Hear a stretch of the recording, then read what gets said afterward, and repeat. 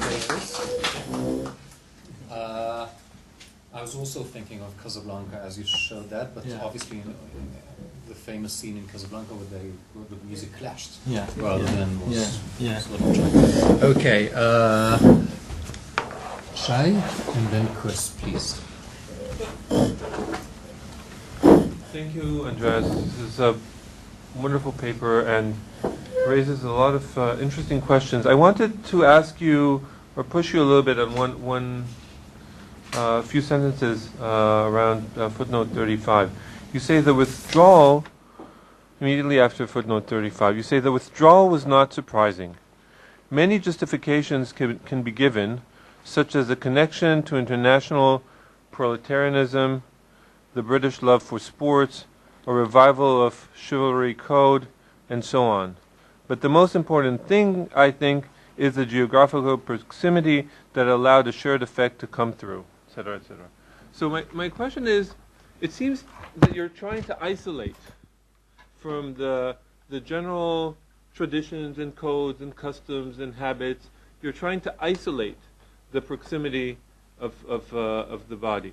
But then throughout the paper, you're emphasizing the fact that these are not two distinct things. The atmosphere and the lawscape are interrelated, and so I think that more needs to be said so that these two aspects are not contrasted and are not separated. And so we know in part that there were a lot of laws of war that could create the context for some of what we've seen. So the truth, the summit, the ceasefire, in general the laws of war. Then, as Amnon mentioned, there is the question of religion and the carols and Christmas and God, and a shared culture.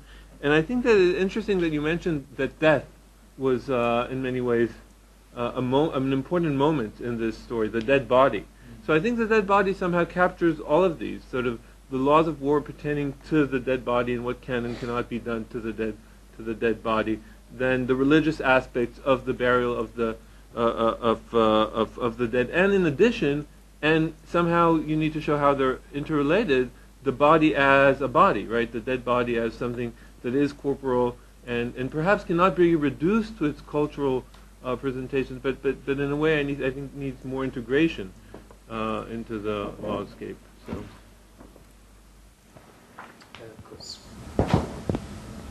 I too thought, I think this is a wonderful paper. There are a couple of things that nevertheless puzzled me slightly. Is this really the last taboo of the Great War? I mean, it seems to me knowledge of the Christmas truce is quite widespread in English popular culture, and has various representations which are in themselves interesting in that they take it to a point of how it is allowed to be remembered. But I could give you examples, but I won't bother. But another example that occurs to me also, perhaps you know the German movie Kameradschaft, which is a kind of re-representation of fraternization in 1931. The subject is a mining disaster that occurs right on the Franco-German border, and how German miners tunnel through to rescue French miners, and so on and so forth. So it seems that the remembrance of fraternization is something that is itself an interesting topic, not because it's completely suppressed, but because it occurs in certain ways. And the final question, or the final point I wanted to ask you about is, in the sense of the lawscape, does the lawscape, can one conceive of the lawscape as, serial potentials for this kind of outcome or that kind of outcome.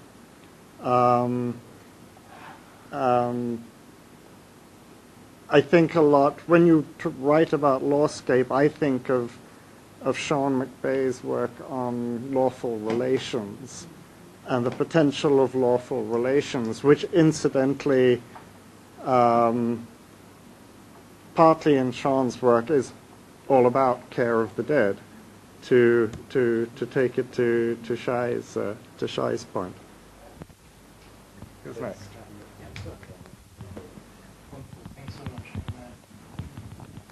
Really excited about the comments, and thank you so much to Amnon first, because some of the stuff you said were absolutely. I mean, I'm dying to read your stuff now. You've managed, but he said it really quite beautifully that the law shines at its brightest at specific points, and that's exactly what it is. It's kind of approaching the sun or God or the law, and that sun blinds. And that's exactly the game I play, and I haven't really mentioned it in either the text or the presentation, is about the in-stroke visibilization of the law. So it's precisely, I mean, I had the lawscape began as a kind of an understanding of the city and the law. So the argument was that in the city the law is so dense, and I think I used exactly this term, that it becomes invisible. Though you just carry on doing whatever you have to do. And you, in a way, you are not just complicit to the bubble, but you rely on the bubble. You may even know that there is something outside this bubble, but you rely on this semi-visibilization, semi-transparency, because otherwise you cannot survive. And this is something that I say without any judgment. This is how it is. You just have to do it. And the idea of the law being, it's also, it's so blindly there and dense. It's also reciprocated by our bodily reaction to it, to swim in it, to somehow ignore it and not be so interested in its flows, as it were. So I get distinct shivers, lawscaping shivers, when I cycle, wherever I cycle in the city, because cycling is all about it's all about lawscaping. So while I cycle, I kind of create these little things, and there's a barrier there, there's a thing there, there's a pedestrian there, there's all that stuff, and I keep on thinking, and I even motion that I'm going to turn right to the pigeons. I mean, and then I was talking to my analyst for hours about this, because it's like, what is it about me and others? And so, pigeons, yes. Yeah. So more thoughts. So indeed, the lawscape is a continuum, and it is the continuum that I kind of, perhaps my ontological position is that there is a continuum, there's a surface, there's a continuum, and there is no outside to that continuum. So I don't mean it in the modernist way. I mean it in a kind of ontological cry way. So this ontological sort of continuum, a surface, has to be constantly disturbed by what I call ruptures. So constant moments of stopping the continuum in order to survive or in order to carry on, but in order to manipulate the continuum as well. So in that sense, going to Chris's point about whether the lawscape is a series of potential outcomes, absolutely. I mean, in that sense, it is fully manipulable. But I think the worst thing is it's manipulable by us, by the bodies of its own emergence. And the continuum, I mean, the tension between the lawscape and atmosphere is exactly that. So I describe the atmosphere as the lawscape's wet dream. Every lawscape wants to become an atmosphere. So what is an atmosphere? An atmosphere is a full invisibilization of the law. It is somewhere where there is no law. It's a shopping mall where you don't care about it, and even when you walk, you have no barriers in there. There is nothing legal in the sense of there's kind of obviously the credit card. There's a moment, but there's nothing there's nothing visibly legal. Of course, if you look and you see that there are no baskets, there's no protest. The usual thing about all the literature on shopping malls. But the point is that the way that one is affectively involved in the shopping mall is the one desires to carry on being in the shopping mall, or whatever the shopping mall is. And so I wanted to, do I have time? I wanted to mention a couple of things that, for example, religion is absolutely right, and it is a big thing here. I mean, it's all about the religion. in that there's a slight difference between the bodies and the reasons or the justifications that are being presented. So these are exactly that. They're justifications that can be given or presented. But these are not the reasons. The reasons are all that. So I thought I was trying not to create a tension between the corporeal and the symbolic, affective, and all that stuff, because precisely they are all that. So we can give several justifications about this. But the fact is that these people were there for all this time in horrible conditions. They were not used to it. They were not allowed to go back home. Some of them lived just 100 meters, 200 meters from their own house, from where their mother was, and so on, and they couldn't go there. And there's a story about this in the film. So, so I'm trying not to create a kind of a distinction between the two. But the religion is what is here. But I think religion has been replaced or can be replaced by a host of different affective containments or affective connections. And this is, so I'm thinking about ideas about art, for example, as we saw. The way that art projects, even on a certain level, create an understanding of withdrawing from an atmosphere and coming together. Sexuality is another very interesting issue where it seems to be going beyond these, not always, but sometimes it does. Gender issues, environmental disasters, things that can afford to create a kind of a no woman, no man's land, as populated, as atmospherically vibrant. Nan and Anat. Yeah, thanks. I actually thought it was a terrific paper. However, I think I'm still experiencing some taxonomic confusion. And one of the sources for me is your use of the idea of affect. So maybe I have this wrong, but it sounds like that you've attributed a certain kind of affect to being in what you're calling atmosphere, right? And you just described it in the case of the shopping mall, that the affect of people in shopping malls is that they want to continue being in the shopping mall. I'm not sure that I understand that. So that makes me then wonder about the withdrawal. And the desire, as you were describing it, of bodies to withdraw. And I want to go back to the same lines that Shai was pointing out before, too. That paragraph that begins, "The withdrawal was not surprising," and ask whether you could talk more about the attribution of affect and why it all of a sudden. So first of all, it's not clear to me that people in a shopping mall have the affect of wanting to be in the shopping mall. Just as it's even less clear to me that people in war have the affect of desiring. You mentioned as you were doing a voiceover for the film that they looked like they were officers, not the enlisted guys, but that they had a desire to be patriotic and to continue fighting. So, and that this was the withdrawal from, in order to have a withdrawal, of course, you have to attribute a certain kind of static affect to one thing in order to suggest descriptively that there is a withdrawal from that. So I question that. I question whether, the consent theory about war, of course, would say just the opposite, right? That there is a kind of, exactly that, a kind of attribution of consent that actually doesn't exist at all. So how is it that we imagine soldiers as being patriotic and wanting to kill each other? I don't know. I don't know that's there to begin with at all. So and then the other wrinkle, I'm probably just confusing what I just said, but the other wrinkle would be this sense that we've had theories of how the law saturates the world, right? I mean, there's the Robert Cover kind of nomos notion, and there's the Althuserian sort of interpolation notion. It's the affect that it seems to me that you're adding to the story that I'm not necessarily understanding in the first place. Okay, I'm done now. Enough. I'm sorry, enough.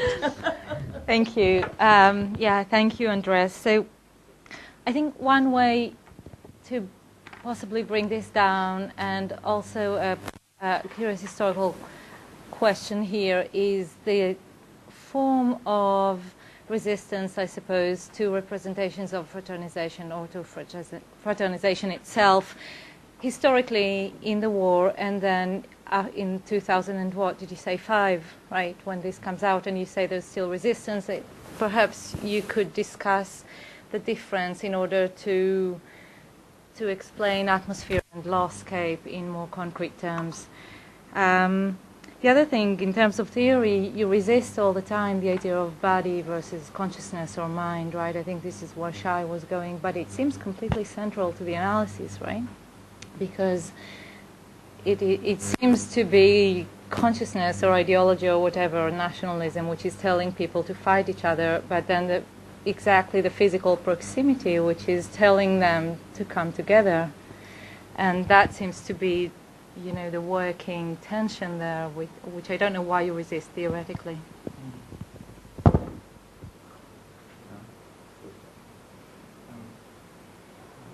So, affect is a particularly difficult concept, and one has to begin by thinking about what one means by affect, because there are so many different definitions of affect.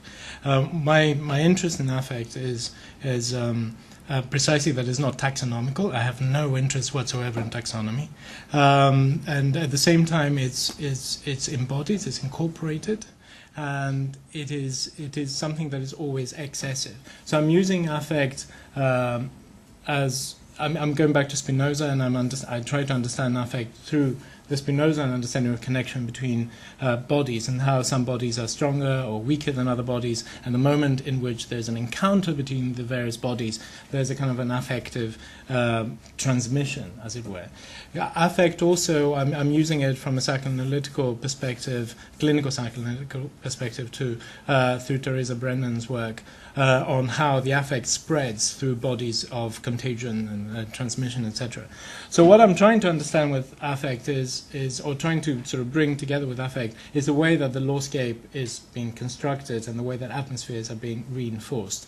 So affect is not is desire, but is a desire in the kind of a, again in perhaps in a Deleuzian or Deleuzian-Guattarian way, and desire is a need to maintain one's conative abilities, and that's that again going back to Spinoza and the kind of question of conatus. So conatus for Spinoza is this self-preservation. I want to remain alive, I want to remain whole, and I want to carry on connecting and becoming stronger.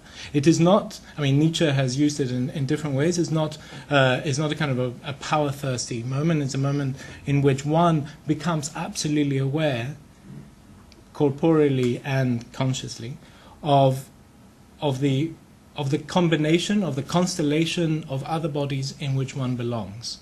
So the idea of one body independent of other bodies that somehow enters into some sort of affective relationship occasionally is not right. The idea is that we're always part of various assemblages at the same time, and the way we move, and I mean move not metaphorically, is the way that these assemblages are being affected by our moves. And this is an entirely different understanding of law as everywhere, and I mean entirely different and not at the same time, because my interest is the embodiment of the law. So the idea of desire to carry on being, I mean, I share your non-desire of being in a shopping mall, of course. I mean, I get physically headache when I actually feel claustrophobic in there. But there are several studies. So, for example, Muslim women feel much safer in a mall because they are shielded from male attention. They can carry on doing whatever it is that they do, not when the time zone, etc. They can carry on shopping and all that stuff, and they feel apparently much safer in such environments. This is just an example of how different spaces operate as an assemblage, as a constellation with different things. These people, the soldiers, when they were leaving the trenches, for example, to go into the villages or something like that occasionally, whenever they were doing something, or whenever this idea of sort of fraternization, something like that, was known, they were being severely castigated by all the locals because they were being unpatriotic. They were doing something that was against what they were supposed to be there. So these soldiers are not just a body there that needs needs its bed or its comfort. It's actually a body that brings together a whole social assemblage of pressure to perform in a specific way. So of course they didn't want to be there. Of course they didn't. Some of them. Some of them did. And some of them didn't. Most of them perhaps didn't. Or at points they did and at points they didn't. That's not the point. The point is that there was a force, a collective force, an excess of an affective force that was there and that was pushing these people in this particular direction. So I see and I take the point about the presentations of how it should be.